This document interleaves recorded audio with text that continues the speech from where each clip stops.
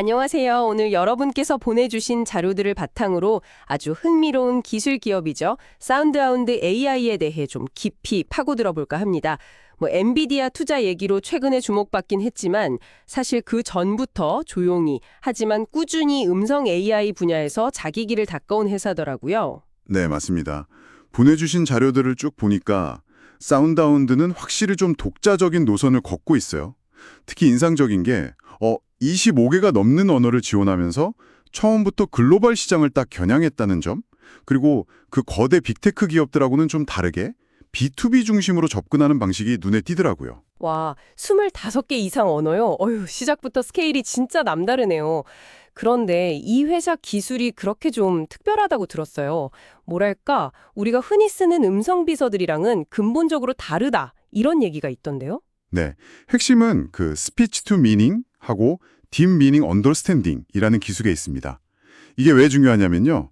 대부분의 음성 AI는 일단 음성을 텍스트로 바꾸고 그 텍스트를 분석해서 의미를 파악하거든요. 음성, 텍스트, 의미 이런 식이죠. 네네, 그쵸. 보통 그렇게 작동하죠. 근데 사운드하운드는 음성을 듣는 그 순간에 텍스트 변환 과정 없이 바로 의미를 캐치하는 겁니다. 잠깐만요. 텍스트 변환 없이요? 바로 의미를?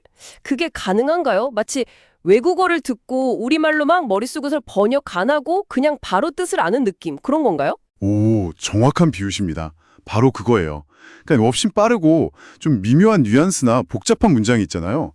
여러 가지 요구사항이 막 섞여 있는 말도 훨씬 잘 알아듣는 거죠. 아, 예를 들면 운전하다가 목동 근처에 평점 괜찮은 이탈리안 레스토랑 찾아봐. 그리고 주차되는 대로. 찾으면 바로 전화 연결해주고.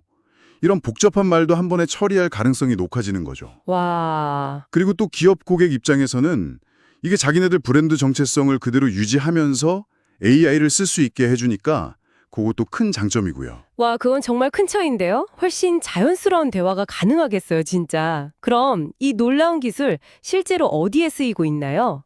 자료 보니까 자동차랑 레스토랑 분야가 좀 자주 나오던데요? 맞습니다. 자동차 분야가 현재로서는 핵심 시장 중 하나예요. 현대, 기아, 스텔란티스 이런 글로벌 완성차 업체들하고 협력하고 있고요. 특히 차량 내에서 인터넷 연결 없이도 돌아가는 온디바이스 방식이랑 클라우드 방식을 같이 이렇게 결합해서 제공하는데요. 온디바이스요? 그게 자동차 만드는 회사들한테는 구체적으로 어떤 점이 좋은 건가요? 혹시 데이터 관리나 아니면 그 브랜드 경험 이런 거랑 관련이 있나요? 바로 그겁니다. 제조사가 직접 데이터를 관리할 수 있고 또 AI 인터페이스를 자기 회사 브랜드에 맞게 딱 최적화할 수 있는 거죠. 그러니까 구글이나 애플 같은 그런 빅테크 플랫폼에 종속되지 않는다는 거. 이 아주 매력적인 포인트인 겁니다. 아하, 네네. 그게 중요하겠네요. 네. 자료에 따르면 아직 협력사 차량의 한 3%에서 5% 정도? 그 정도에만 탑재되어 있어서 앞으로 성장할 여지가 아주 크다고 볼 수 있죠. 그렇군요. 그리고 레스토랑 분야도 지금 굉장히 빠르게 크고 있어요. 미국의 그 화이트캐슬이나 치폴레 같은 유명 프랜차이즈 있잖아요. 거기 드라이브 스루나 전화 주문 시스템에 사운드하운드 음성 AI가 들어가고 있습니다. 아, 진짜요? 그럼 직원이 직접 안 받고 AI가 주문을 받는 건가요? 그렇죠. 직원의 좀 반복적인 업무를 줄여주고 또 주문 정확도도 높이고 그런 효과가 있는 거죠.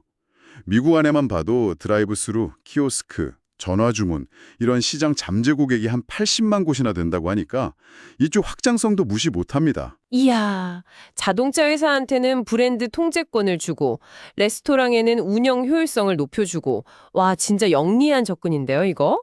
그럼 수익 모델은 어떻게 되나요? 말씀하신 거 들어보면 성장세도 꽤 가파른 것 같은데요? 수익원은 타겟붐의 한 3가지 정도예요.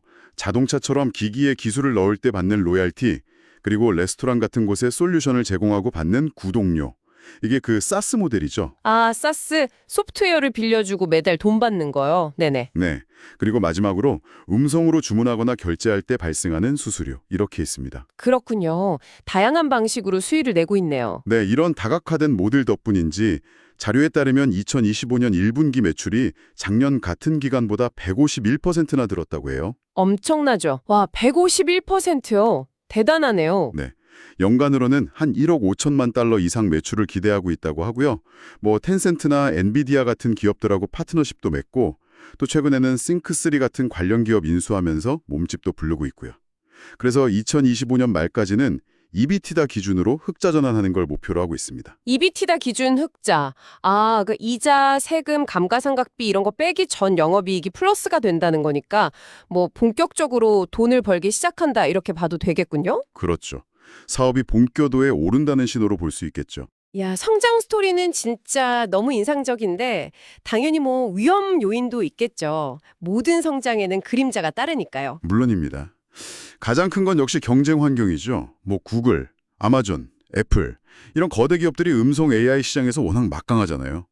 그리고 또 하나는 현재 사운드하운드의 시가총액이 연간 매출 전망치에 비해서 좀 상당히 높다. 이런 지적도 있어요. 시가총액이 매출 대비 높다. 그건 구체적으로 어떤 위험을 뜻하는 건가요? 뭐 시장의 기대치가 너무 좀 앞서 나가고 있다. 이런 뜻일까요? 네, 그럴 수 있다는 거죠. 그러니까 회사가 시장의 그 높은 기대치만큼 아주 빠르게 수익성을 계산하고 성장을 딱 증명해내야 하는 그런 부담이 있는 겁니다. 기술력은 분명 뛰어난데 이걸 얼마나 빨리 지속 가능한 수익으로 연결시키느냐, 이게 관건인 거죠. 아, 그렇군요. 숙제가 있네요. 오늘 이렇게 쭉 얘기를 나눠보니까 사운드하운드 AI, 정말 흥미로운 회사네요. 독자적인 기술력 가지고 또 되게 영리하게 시장을 공략하면서 조용하지만 아주 강하게 성장하고 있다는 그런 인상입니다. 진짜 말씀하신 대로 자동차나 식당에서 이 회사 기술을 만날 날이 뭐 그리 멀지 않은 것 같아요. 네, 맞습니다. 음성 인터페이스가 점점 더 중요해지는 시대잖아요. 사운드하운드의 행보는 앞으로도 계속 좀 주목해볼 필요가 있습니다.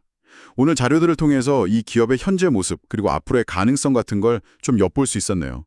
여기서 한 가지 여러분께 좀 생각해볼 만한 질문을 던져드리고 싶습니다. 애플이나 구글 같은 이런 거대 플랫폼 기업들과는 좀 다른 방식으로 특정 산업에 깊숙이 파고들면서 자기만의 기술 생태계를 만들어가는 이 사운드하운드의 전략이요. 과연 미래 기술 경쟁 구도에서 어떤 차이를 만들어낼 수 있을까요? 이 질문에 대한 답을 스스로 한번 찾아보자는 것도 꽤 흥미로운 과정이 될 것 같습니다.